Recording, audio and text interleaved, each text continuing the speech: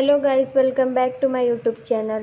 आज की कहानी है बदलते आओ रंग। तुम यहाँ बैठ जाओ। समीर ने प्रीति को अपने बगल में खड़ा देखा तो अपनी सीट से उठते हुए कहा, नहीं तुम यहाँ बैठो, मुझे अगले स्टैंड पर उतरना है।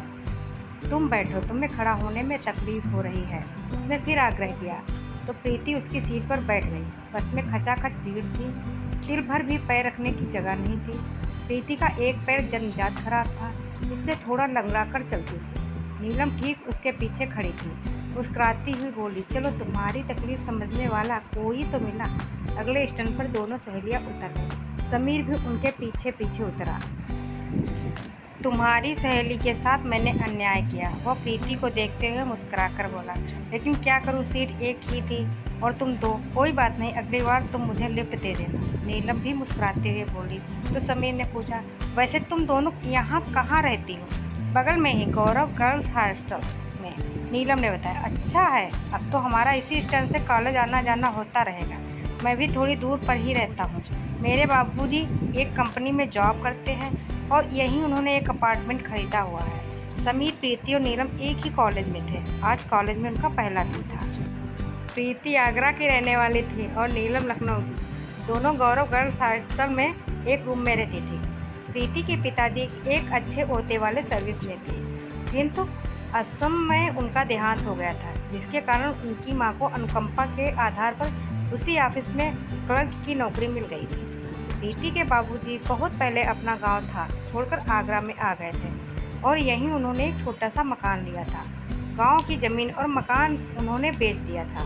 प्रीति की मां चाहती थी वो आईएएस की तैयारी करे ताकि एक ऊंची पोस्ट पर जाकर अपनी विकलांगता के दर्द को भुला सके, इसलिए उन्होंने उसे दिल्ली में एमए करने के लिए भेजा था।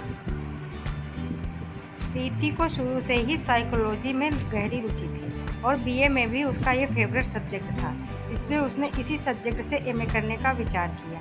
प्रीति को शुरू से ही कुछ सीखने और अधिकाधिक ज्ञान अर्जित करने की इच्छा थी। वो साइकोलॉजी में शोध कार्य करना चाहती थी और भविष्य में किसी कॉलेज से लेक्चरर बनने की ख्वाहिश पाले हुए थी। नीलम एक बड़े बिजनेसमैन की बेटी थी। उसके पिताजी चाहते थे कि उनकी बेटी दिल्ली के किसी कॉलेज में एमए कर ले और उसकी सोसाइटी में मॉडर्न हो जाए, क्योंकि आजकल बिजनेसमैन के लड़के भी एक पढ़ी लिखी और मॉडर्न लड़की की शादी के लिए प्रेफर करते थे। इसलिए उसने दिल्ली के इसी कॉलेज में एडमिशन ले लिया था और इजी सब्जेक्ट होने के कारण साइकोलॉजी से एमए करना चाहती थी। समीर के पिता उसे आईएएस बनाना चाहते थे और समीर भी इसके लिए इच्छुक था, इसलिए वो भी साइकोलॉजी में एमए करने के लिए कॉलेज में एडमिशन लिए हुए था। प्रीति एक साधारण परिवार की थी और स्वभाव से बहुत ही सरल, इसलिए उसकी वेशभूषा और पोशाकें भी साधारण थी। वो सुंदर व स्मार्ट थी। उसे बनाव, श्रृंगार और मेकअप पसंद नहीं था, किंतु दूसरी ओर नीलम सुंदर और छरेरे बदन की गोरी लड़की थी। अपने शरीर की सुंदरता पर उसका सबसे ज़्यादा ध्यान। वो मेकअप करती और प्रतिदिन नई नई ड्रेस पहन कॉलेज में, जहाँ प्रीति अपने किताबों में उलझी रहती, वहीं नीलम अपनी सहेलियों के साथ गप्पे मारती और मस्ती करती।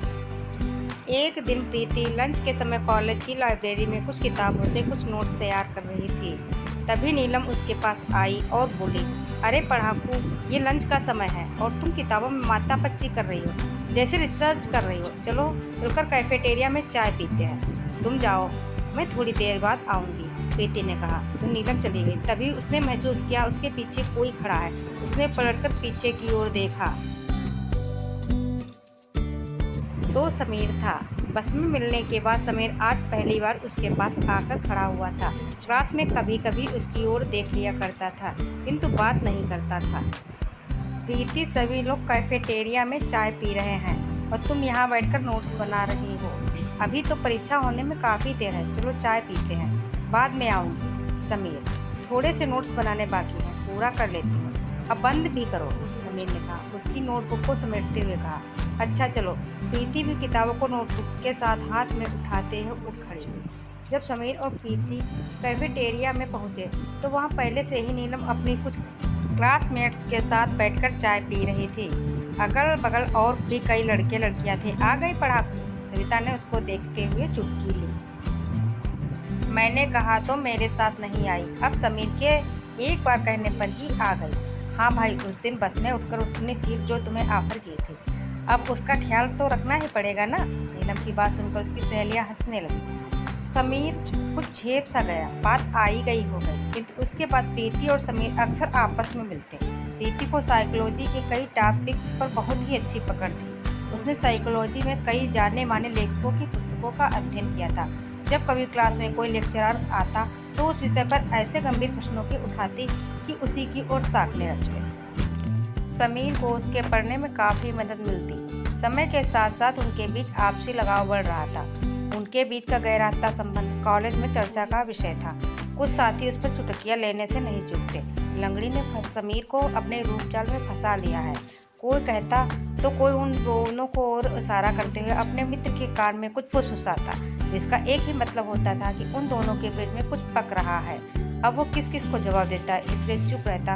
वैसे भी समीर अपने कैरियर के प्रति सीरियस था। उसे IAS की तैयारी करनी थी, जिसमें साइकोलॉजी का मुख्य विषय रखना था। वह इस विषय के बारे में अधिकाधिक जानकारी प्राप्त कर लेना चाहता था।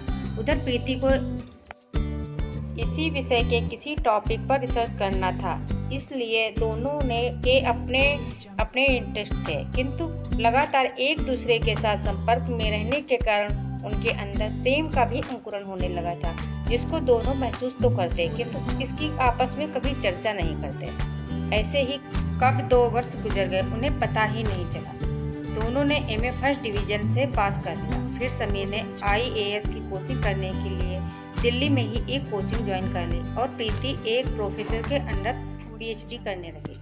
नीलम ने किसी तरह MA किया और घर चली गई। उसके पिता ने उसकी शादी एक बिजनेसमैन से कर दी। उसके निमंत्रण पर प्रीति उसकी शादी में गई। उसने समीर को भी निमंत्रण दिया था, लेकिन किसी कारणवश समीर नहीं पहुंच पाया। नीलम ने प्रीति से वादा किया था कि वह भले ही उससे दूर है, लेकिन जब वह कभी याद करेगी वह जरूर उससे मिलेगी। बिछुड़ते वक्त दोनों सहेलियां खूब रोईं। इधर समीर और प्रीति के बीच दूरी बढ़ी तो लगाव भी कम होने लगा। उनके बीच कुछ महीनों तक तो फोन पर संपर्क होता रहा, फिर धीरे धीरे वो समाप्त हो गया। यही दुनियादारी है। कभी समीर जब तक उससे एक बार नहीं मिल लेता उसे चैन न मिलता। अब उसे उसकी याद ही नहीं। प्रीति ने भी उससे बात करनी बंद कर दी।